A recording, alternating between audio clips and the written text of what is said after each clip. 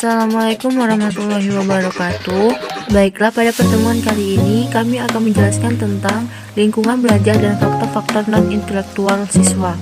Di sini kami dari kelompok 11 yang terdiri dari Dia Ekin Saputri dengan NIM 5200015, Junarsi Mayasari 5200017, dan Suni Amanah dengan NIM 5200030. Kami dari kelas 3A PGSD STKIP PGRI Lubuk Linggau dengan mata kuliah Psikologi Pendidikan dan dosen pengampu Bapak Chandres Abadi Magister Pendidikan Kons. Baiklah, yang pertama, A. Pengertian lingkungan belajar. Dalam Kamus Umum Bahasa Indonesia, lingkungan adalah bulatan yang melingkupi. Dalam Kamus Bahasa Inggris, peristilahan lingkungan ini cukup beragam.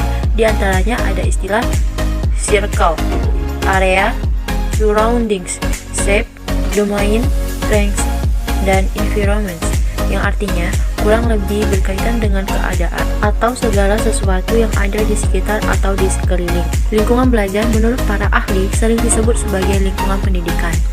Baiklah, berdasarkan pengertian-pengertian di atas, dapat kami simpulkan bahwasanya lingkungan belajar adalah suatu tempat yang dijadikan sebagai tempat proses belajar mengajar untuk menyampaikan ilmu sehingga seseorang dapat menerima pendidikan. Biasanya, sesuatu yang ada di sekitar lingkungan yang dijadikan tempat berlangsungnya pendidikan itu berpengaruh penting dalam kelancaran dan keberhasilan dalam menjalani proses belajar mengajar. B. Macam-macam lingkungan belajar. 1. Lingkungan alam. Lingkungan alam ini bersifat relatif dan menetap. Oleh karena itu, jenis lingkungan ini akan lebih mudah dikenal dan dipelajari oleh anak.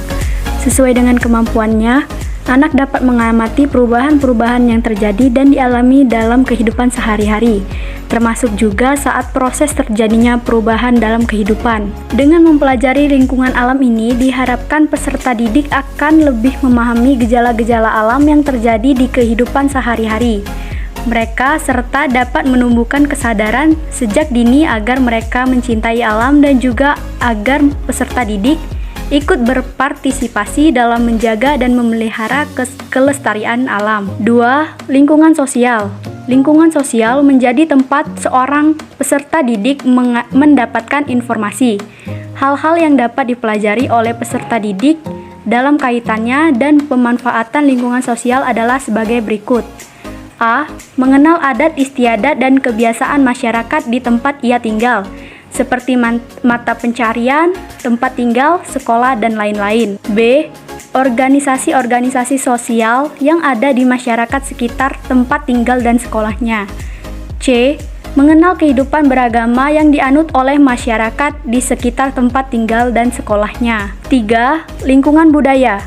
Lingkungan budaya atau yang disebut dengan lingkungan buatan, yaitu lingkungan yang sengaja diciptakan atau dibangun manusia untuk bertujuan tertentu yang bermanfaat bagi kehidupan manusia. Peserta didik dapat mempelajari lingkungan buatan dari berbagai aspek seperti prosesnya, pemanfaatannya, fungsinya, pemeliharaannya, daya dukungnya, serta aspek lain yang berkenan dengan pembangunan dan kepentingan manusia dan masyarakat pada umumnya. C. Aspek-aspek lingkungan belajar. Menurut Dewantoro dalam Watoya 2008, aspek lingkungan belajar mencakup lingkungan keluarga, lingkungan sekolah, dan lingkungan masyarakat.